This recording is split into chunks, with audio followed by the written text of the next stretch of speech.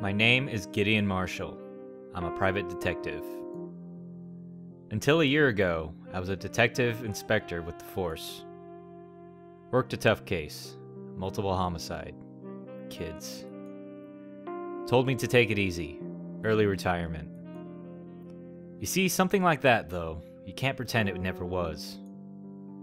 You gotta keep moving, keep watching, keep working.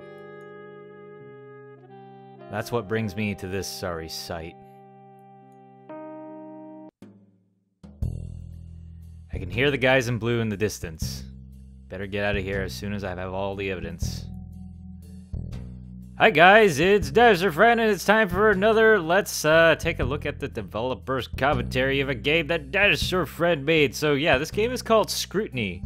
I don't know if that was actually specifically displayed on the whole title intro scene, but it's a mystery point-and-click adventure game where you get to find out murder mysteries that happen all over the place. So let's go ahead and take a look at this newspaper as it was going on.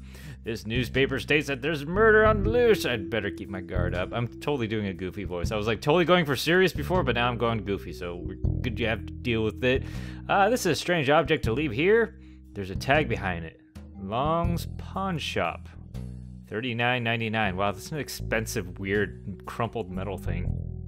Logged evidence in the briefcase. So basically what happens is you log evidence in your briefcase, and you basically got to deduct who did everything. And there's a lot of content to this game. This game is quite long. It was developed by me and 3 other people. There's obviously my artist I always love working with, Gregory Chen. There is a narrative writer that I met in the IMGD program at USC named Patrick Quah, and another programmer that I also met in the USC game design program named Elliott Mahler. So we all kind of just made this whole game. It's kind of a recombinant narrative game where you can kind of like build your own story as you go along. So it's kind of a cool thing. So let's go check out more stuff. These cigarettes, very suspicious. It's very likely to be trash, but we can't rule out the fact that the murderer might be the careless type.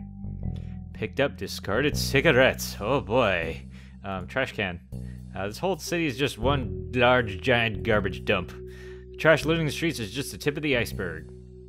So yeah, basically there's a bunch of these points of interest that you kind of gotta click around. Some of them are kind of like just kind of descriptive of the scene. Others are kind of like they help you build evidence and such. So either is good just to look around. Just kind of make sure you click around a lot because there's a lot of stuff to click on. So this is my first attempt of really designing a point-and-click adventure. So yeah, victim looks like he's in his early 20s, multiple injuries, fatal abrasions or whatever. His personal effects are intact, so let's go ahead and check it out. So let's check out his injuries. His eyes have been removed. Oh gosh, his mouth cut open, sort of disgusting smile, kind of like the Joker murder or whatever. Having those like fictional stories, but Patrick was the narrative writer, and he was very colorful with his language. It scares me sometimes. Stuff was done while he was alive. Oh gosh, that's terrible. Let's check out his fatal wound. This line gets everybody, but this is what killed him. Deep knife wound to the stomach, at least a foot deep. I can't even imagine being a foot deep unless you're like some kind of really big, burly or fat guy. Either one would be pretty crazy. Curved blade going up the cavity. Didn't die right away. Bled out most likely. Ugh, just crazy. Let's check out the wrist abrasions. Basically, you kind of read through all this stuff. A lot of people made this when we were playtesting this game. They kind of made the analogy that this is much more like a interactive novel than a game, but you know, what can really be classified as a game, really? So anyways, we can return to the apartment now. This little thing kind of popped up, so we can go ahead and return to the apartment and see what's going on. I just remember that I have some files on a few suspects that are linked to this murder. I better go check out my case map. So we also have a briefcase up here with evidence that we can kind of see what we have in the alleyway. This is what we logged, which is pretty cool. This will help us kind of deduct what's going on here. And then we also have the discard cigarettes, which the sprites are scrunched up here. I don't know what's going on here, but basically we can kind of examine stuff in Gideon's room, and he's kind of untidy. This is a placeholder art. I forgot to tell Greg to make more laundry, but this is our case map here. We can review evidence here, and we can also go back to previous scenes. So we have the alleyway here. If you click here, it'll return you to the alleyway. And obviously this map kind of opens up to newer areas, which is kind of cool in a way. So you can kind of do that later. But I don't really want to give out too much stuff because this is kind of a developer's commentary, and I don't want to give out like the whole entire story because there's quite a few things going down the road.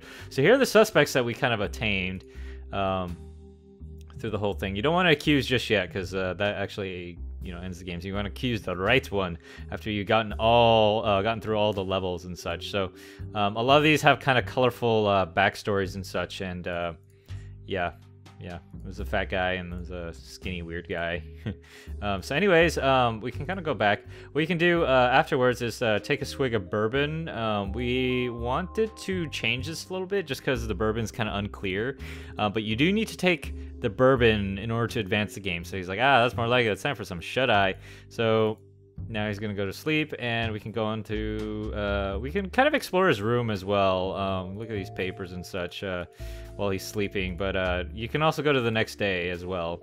He's gonna go to the next day. So this, generally every day there's a new twist in the game or whatever, so you can go ahead to the subway now, and we can go examine the subway. So this is the old subway. This murder was cunning enough to lure our victim down here. We're dealing with someone crafty here. So this is the subway, kind of the second level where the murder develops a little more. This is where tension, or this is where we wanted tension to build. The game is still in development, and I'm trying to do my best to contact Greg because we need a couple more assets for new rooms and such in the subway. But this game is pretty lengthy. If you guys want to try it out, I do have a link below, so go ahead and click it. But I actually don't want to go on any further in the game just to avoid any spoilers and such. So go ahead and discover the mystery of Scrutiny and such. So yeah, thanks a lot for watching this video, and I hope to see you guys watching another developer's commentary video. So yeah.